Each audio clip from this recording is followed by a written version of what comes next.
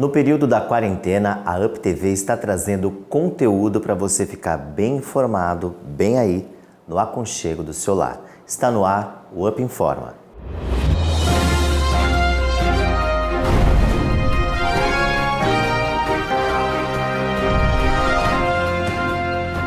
A Prefeitura de Americana, em conjunto com 9 entidades da cidade, enviou uma carta de apelo ao governador de São Paulo, João Dória, na qual pede a retomada das atividades econômicas durante a quarentena que está vigente para combater a pandemia do novo coronavírus. O documento pede que seja encontrado um meio-termo para a retomada dos trabalhos com segurança. O Brasil registrou 474 mortes decorrentes do novo coronavírus nas últimas 24 horas, segundo os dados atualizados desta terça-feira do Ministério da Saúde. Com isso, o total oficial de vítimas no país chegou a 5.017, superando os números da China, o marco zero da doença, que, de acordo com a Organização Mundial de Saúde, já somou 4.643 mortes pelo vírus. O Brasil também bateu o recorde de maior número de mortes por Covid-19 registrados em um único dia. A Secretaria de Educação de Americana irá adotar regime diferenciado para trabalho nos setores administrativos das unidades escolares da rede municipal de ensino já a partir de 6 de maio. A medida é adotada diante da necessidade do distanciamento social em função da Covid-19, explicou a secretária de Educação, Evelene Ponce Medina. As escolas ficarão abertas em dias e horários diferenciados para emitir documentos e atender às demandas da comunidade escolar. A disponibilização de materiais pedagógicos e orientação aos alunos será feita de forma remota e também através de material impresso na unidade da escola. O município de Santa Bárbara do Oeste informou a atualização de casos do coronavírus nesta terça-feira na cidade. São 150 casos suspeitos, 14 casos confirmados, 103 casos descartados, um óbito suspeito, um óbito confirmado e 3 óbitos descartados. Agora em destaque o quadro O Psicólogo Responde. Olá, nós vamos responder a seguinte pergunta agora. Qual é o limite aceitável de violência enquanto nós estamos em casa, em isolamento social, em quarentena? A resposta muito simples é: nunca é aceitável, não há limites aceitáveis para a violência doméstica. Sabemos que o número de casos de violência de homem contra mulher nesses tempos de quarentena aumentaram mais de 20% só no estado de São Paulo. Em outros estados esses números ainda são maiores. O que acontece é que a longa convivência, muitas vezes o consumo exagerado de álcool e outros problemas que não haviam sido resolvidos antes disso tudo começar, podem aflorar. Geralmente o agressor faz uma guerra psicológica ao mesmo tempo que agride.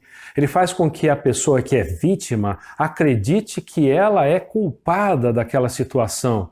E então ela se sente constrangida a não denunciar, ela se sente impedida de sair desse relacionamento ou de se proteger. E ela acredita que não há saída senão aceitar tudo aquilo. Quando ela vê, é tarde demais.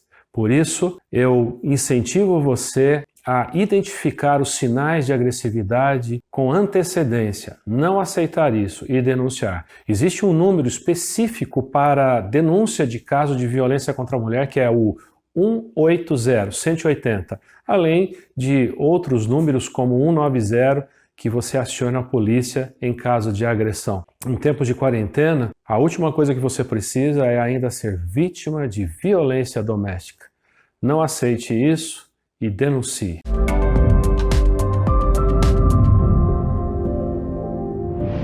Quer saber quais as melhores soluções para usar o dinheiro de reserva Neste momento que a gente está vivendo, a consultora financeira Carolina Miranda explica sobre a reserva emergencial. Primeira coisa, nesse momento que nós estamos vivendo, que é uma crise diferente das outras, primeira coisa que você tem que fazer é se preocupar com a sua reserva de emergência. E o que é a reserva de emergência? A sua reserva de emergência é o custo do seu mês, né? A gente recomenda que você tenha no mínimo 6 meses do seu custo guardados em um fundo que seja super líquido e bem conservador. Ou seja, se o seu custo é de 5 mil, 3 mil, você vai fazer esse valor vezes 6. Esse é o valor que você tem que ter guardado nesse fundo super líquido e conservador. E por quê, Carol? Porque a gente não sabe o desdobramento dessa crise, a gente não sabe quando ela de fato vai terminar e depois como será a situação posterior a isso. Então, a ideia é blindar o seu patrimônio, tá? O máximo que você puder. E daí, se você tiver uma reserva de oportunidade, que é outro conceito, o que é uma reserva de oportunidade? É aquele valor que você não vai precisar usar agora no curto prazo. Isso daí eu vou deixar para investir no longo prazo. Esse valor é interessante que você realmente invista em algumas ações de empresas sólidas, mas que neste momento específico do tempo estão com um valor abaixo de mercado. E daí vale a pena comprar essas ações. É muito difícil de dizer, a gente não consegue mensurar isso, inclusive muitas pessoas do mercado financeiro não conseguem fazer esse tipo de mensuração, Milton, porque a gente não sabe ainda quando essa crise de fato vai acabar. Como eu falei, ela não é uma crise de origem financeira, assim como foi 2008, que a gente viu recentemente, ela é uma crise sanitária, e é um vírus que nós não controlamos nem o contágio, a velocidade de propagação, a gente não consegue saber exatamente. Porém, dado que o mundo inteiro está vivendo, que é um quadro recessivo, a gente vê anúncios como a Alemanha, que é um dos países mais fortes, uma das economias mais fortes no mundo, anunciando quase 5% de queda do seu PIB. Então, isso é para ter uma noção do quanto isso poderá afetar o nosso país. No vislumbre que a gente está tendo da situação, provavelmente esse ano de 2020 nós teremos um quadro recessivo, ainda que a gente volte do isolamento mais cedo ou mais tarde, isso vai afetar a economia, porque as pessoas, as famílias ainda estão muito inseguras em consumir, em gastar. E possivelmente no ano de 2021 ainda manteremos um quadro, quando a gente diz que a economia ela não está nem crescendo e ela também não está caindo. Então, os desdobramentos a gente não tem as certezas, mas é o vislumbre que nós temos. Caio Coppola, comentarista da CNN, revelou que diagnóstico para Covid-19 deu positivo. Ele havia sido afastado da emissora em março deste ano ao apresentar um quadro suspeito e só teve a confirmação da infecção nesta última terça. Pecadelas quer derrubar sexo em live proibidona. Em meio às inúmeras lives de artistas, uma vem chamando bastante atenção, em especial pelo conteúdo sensual. A do Pecadelas, o funkeiro que nasceu na comunidade do Caramujo, em Niterói, no Rio de Janeiro.